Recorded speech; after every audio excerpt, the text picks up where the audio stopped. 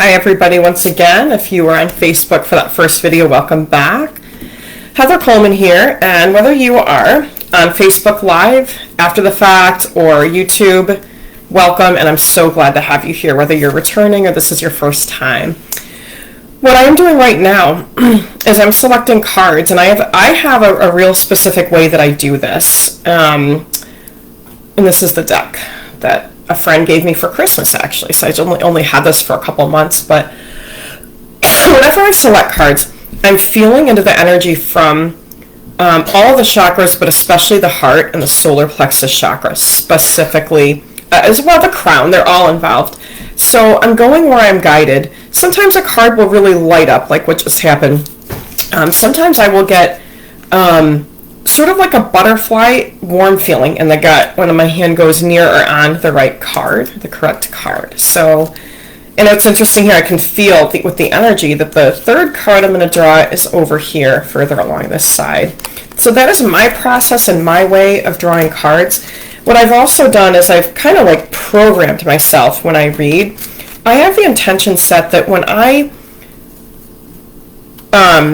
there's a word that I'm looking for. I don't know why it's escaping me. Maybe Mercury retrograde pre-shadow. Who knows? But when I reach out mentally and energetically for intuitive guidance, I have set the intention that it is for the highest good of everyone connected. Myself, the people that are going to hear my messages, and anyone who's going to be impacted by their decisions as a result of. So I'm looking at the collective. In other words, I want to see the highest good not only for you, but for anyone connected to you and for the entire collective. Because often what we might feel is best for ourselves what we might feel is best for ourselves could be good for us in the short term, but if we do not see the harm it may have on others, that's going to come back to us. So we want to be looking at what is ultimately, in terms of the big picture, the higher view, in our own highest good. Sometimes those things take a little bit longer to manifest in their lives, and that's a theme that I've been seeing unfolding. In fact, that message that I just delivered about how sometimes the things that are truly best for us take more time to manifest in our 3D lives, because that message came up just for someone that did a reading with me yesterday at the Dance Floor Festival, for example. And the reading that I delivered on that has to do with romantic love. So there's a theme emerging too that I can personally relate to. I haven't had the easiest path when it comes to romantic love. So if this is you, I empathize with you. And, that's a really important topic before I get to the cards, that whether you're a woman or a man, whether you're gay, straight, or fluid, some of us may not have the easiest path in terms of romantic love.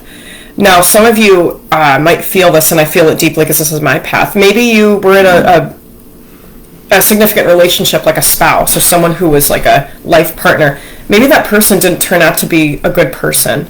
Maybe they betrayed you. Maybe they became narcissistic, abusive, any or all of those. And maybe it's been taking a long time to find anyone who can even come close to being just a good friend, like a good friend to date, much less a life partner, right? And that's really difficult. It gets you questioning yourself. So before we get to the cards, this message has been bubbling up inside of me all week. Have you ever noticed, because I have, I read for people, and these people are ready to bare their souls. So I see into people because they allow me, and it's an honor and privilege. So when I say I have, I mean I have. But have you ever met someone who had at least as tough of a childhood as you did, but yet somehow they found an amazing spouse and friends, healthy relationships?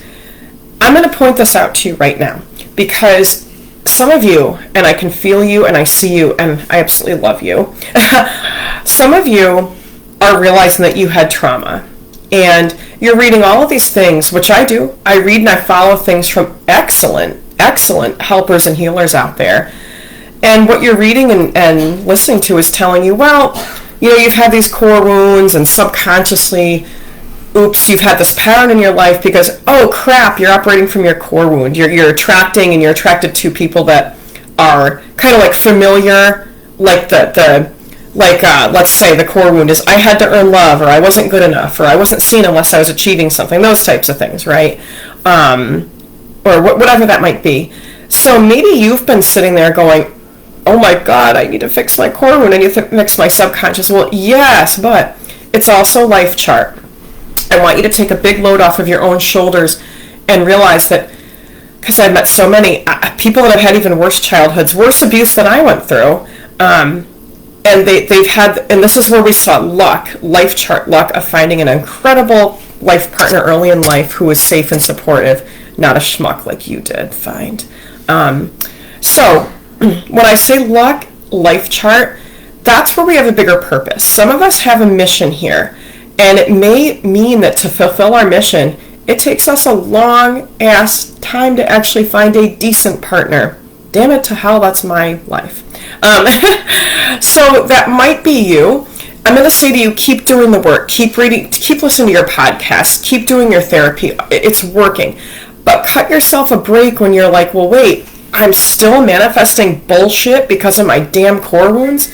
No, because I know so many amazing, lovely people, survivors of abuse that are speaking out. They're doing so many good things. And again, sometimes it's luck. Sometimes, and again, I've met these people, they find good, healthy relationships after abuse early in life. Some of it's luck. All right, cut yourself a break and have some coffee. Before we get to the first card, I want to just briefly talk about malachite, which is an outstanding stone to be working with right now, because we are getting out, actually the 17th is when we transition out of the year of the snake into the year of the horse. Now the snake, and those of you that adore my snake, Beth, she says hi, the snake is about shedding a skin. Now, what have you been shedding during the last 2 years, and especially 2025? This is why this theme of shedding and getting out of that period is why malachite is a great stone. This is what it looks like on my bracelets here. Malachite is fantastic to be working with right now because it will help you to make big, bold changes in your life and to manifest them, to do both, to take the action steps and to manifest big changes, which it is time for that. This is my malachite ring. This is a tumbled stone here. So both the color and that little like liney pattern and just your malachite stones. And what may happen for some of you is you might have links to malachite start popping up, or you might see someone with malachite around you, and that's a sign from the universe. Because it's time, baby. The year of the horse means we have choices, and we are remembering that we have choices. We're not stuck in certain circumstances. And it's a very interesting transition, I want to point out. While Mercury is in the pre-shadow of retrograde, what's going to be very interesting is some of us are going to feel this slowed down, lethargic, cloudy energy, and I'm one of these people, there's also this speeding up and this ending to delays and this kind of this point some of you are going to feel yourself getting to where you're going to be saying, enough is enough of this crap. You're going to be like, I'm ending that relationship once and for all, or I'm done with this, or you're going to set boundaries with people, or you're going to take big, bold moves that before now, it just, maybe you didn't feel like you had the guts. Well, now you're going to have the guts. No guts, no glory, am I right? So let's look at our first tarot card from the Witch's Garden Tarot. We have and it's so hard to see these, the Six of Swords.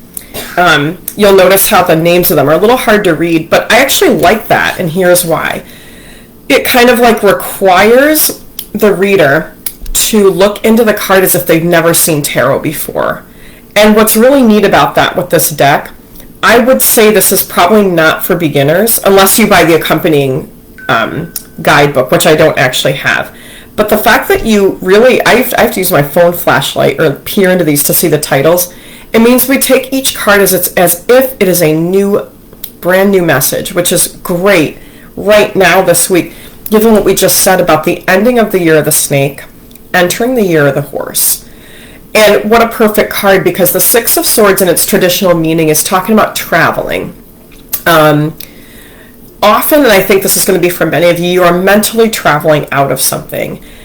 This could look like something where you might say, you know what, I think I am done for good with that on again, off again relationship. I am upgrading. I'm going to put myself out there. I feel like for many of you, new doors are opening in terms of your social connections, your life experiences. This is the time many of you are going to find that you're going to go to a new place. You're going to take up a new hobby. You're going to say, you know what? I've told myself for years that I would do this thing if I had the time. Well, now's the time to start doing that.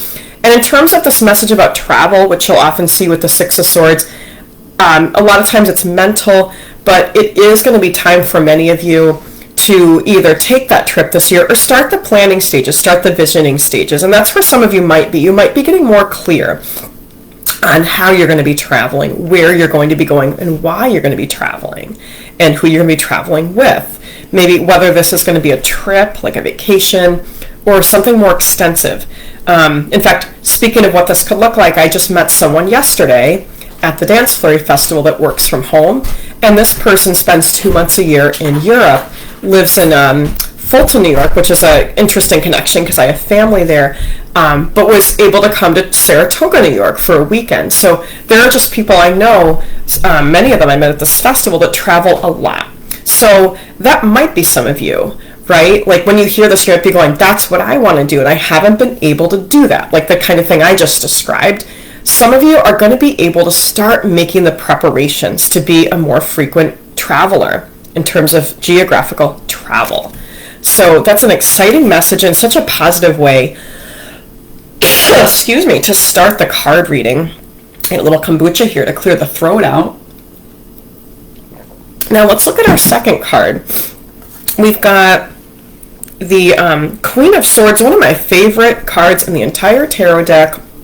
For me personally, I've always felt that I am the Queen of Swords. We have 4 queens in tarot. We have Swords, which is the mind, the intellect. We have Fire, which is your energy. We have Water, which is emotions and relationships. And we have Pentacles, Earth. This girl's always been my favorite because, and this is not the only meaning, but this will often come up for, and this is true whether you're a man or a woman, if this resonates with you. We talked about people who may have had to overcome abusive relationships and survive abuse. This could be saying that you're overcoming that. Divorced people that have had to, I'm thinking of that Whitesnake song, Here I Go Again on My Own. You've had to walk alone, where maybe others have had support. Maybe you've had to raise kids with that much support like I have. Maybe you've had to pursue things. Okay, here's a great example. My father, may he rest in peace, he's been gone over 20 years. When he ran marathons, there was one time that he didn't have anyone there for him at the finish line. I couldn't get there. I was a teenager, didn't have a car, and just couldn't be there the whole time with him. His family wasn't into fitness and health the same way he was. And looking back, I think it was hard for my father not having a lot of those like-minded people in his life who were on that path like I am. But he did it anyway. So that sort of thing could often be what the Queen of Swords is talking about. Maybe you have something amazing that you do in your life, and maybe not everyone understands that. Maybe not everyone has supported you in certain ways, and that's hard. But what will often happen when we live in our authentic truth, which is what you're doing, if you're resonating with this card, you're taking the lead, and sometimes it's along that path of pursuing what's best for you, your joy, your better health, just whatever steps you're taking to better your life, to the life that you want. What will often happen is you'll find those like-minded people along the way. An example from my life is that I've always known how good music and dancing is for me and for many people. And so I just briefly mentioned too how I met so many new people this past weekend, and I made new friends at this Dance Flurry Festival.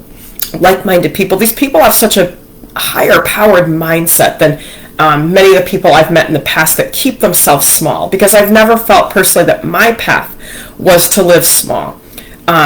Anyone who does that, it's like you keep your wings clipped and you're depriving the world of your light. And I feel like when I go to the Dance Flurry Festival, I meet people that don't hold themselves back from pursuing their joy, that they'll travel, they'll challenge themselves, they'll learn to sing, they'll learn to play an instrument, whatever that might be. And that doesn't just have to involve music, of course, what we're talking about. But when I meet people like that, that do not hold themselves back from being their best selves, I feel more empowered that I can be my best self. So you see how this works, right? I put myself out there to go to this festival, and then I meet people that build me up just by knowing them. And so if this is you, if you've had to walk alone, don't give up.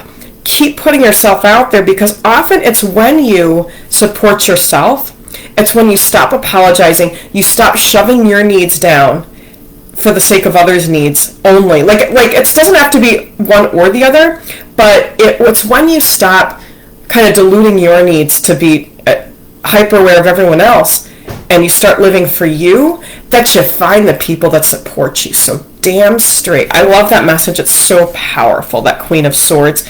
Oh, and I just want to point out how connected this woman is with this beautiful bird here. I feel some of you are reaching a new level in your connection with animals, whether that's your pets, that's wildlife, could be both. So that's a sign that you're ascending, however you want to say that. Reversal on our, and these are hard to read, a reverse Eight of Pentacles. Very interesting. I just want to make sure that I'm getting this, because, this is a big reading, and I know some of you do really well, when you know the names of these. Very interesting. It's so rare that this card will come up reversed whenever I work with tarot. Now, so let's look at what this could mean for you. Now, an upright Eight of Pentacles often will mean that you're entering a new school in your life. That could mean that you're learning more about your current trade. You might be getting a small increase in your income. It's usually when the Eight of Pentacles upright concerns income, it's usually a small increase. Now, here's what the reversal can mean. It could mean a larger increase, because reversals often mean, think of the traditional meaning and turn it on its head. So for some of you, this could mean a bigger increase in income than you might be expecting in the coming months and year, the year that we're in right now. It could also, this card could also be saying you've done enough school, and now just relax a bit. Keep doing what you do. You've learned plenty. Maybe take a vacation. Maybe take some more time to relax. Maybe do a little bit more in your life that isn't so focused on work and income. I feel like some of you have been so focused on that you need more balance. You need more recreation in your life. So that could be one of our messages with the Eight of Pentacles reversed. And then what else might we have? Okay, when I look at this image upside down, what it looks like is that the kids are hanging from the ceiling, but they're super calm. Interesting. This is not for all of you, but you're going to know. Some of you need to really do some suspension work, like hanging upside down off safely, of course. Maybe just put your legs up the wall in yoga. Maybe some of you are working on your headstands if you practice yoga. It could be something a little beyond that. Maybe some of you are working with trapeze work, or you're doing something, but some of you, this is a physical message that you need to do more suspension work of any kind, whether that's bending your knees and hanging upside down on the playground, whether that's downward dog, just anything that flips your typical relationship with gravity. Some of you really need to do even more of that. I have two bonus cards here, and they really go together, so I'm not going to read them separate. They're not the easiest cards to swallow, but it is what it is. We've got the Tower. Oh, and you know what's hilarious? I thought this was upright because it looks like that. It was a reversal again. The Tower is upright. But we have the Hanged Man reversed. That's fun. The Hanged Woman, baby. Oh, yeah. I love it. So she looks upright in this reversal. So I'm getting this line, two songs in my head. John Legend sings a song that goes, "My head's underwater, but I'm breathing fine." So whatever's going to come, because the Tower, for most people, this could be a sudden collapse of an existing structure in your life, but it's the stuff that needs to fall away. Your head's underwater, but you're breathing just fine, baby. You got this. You got this.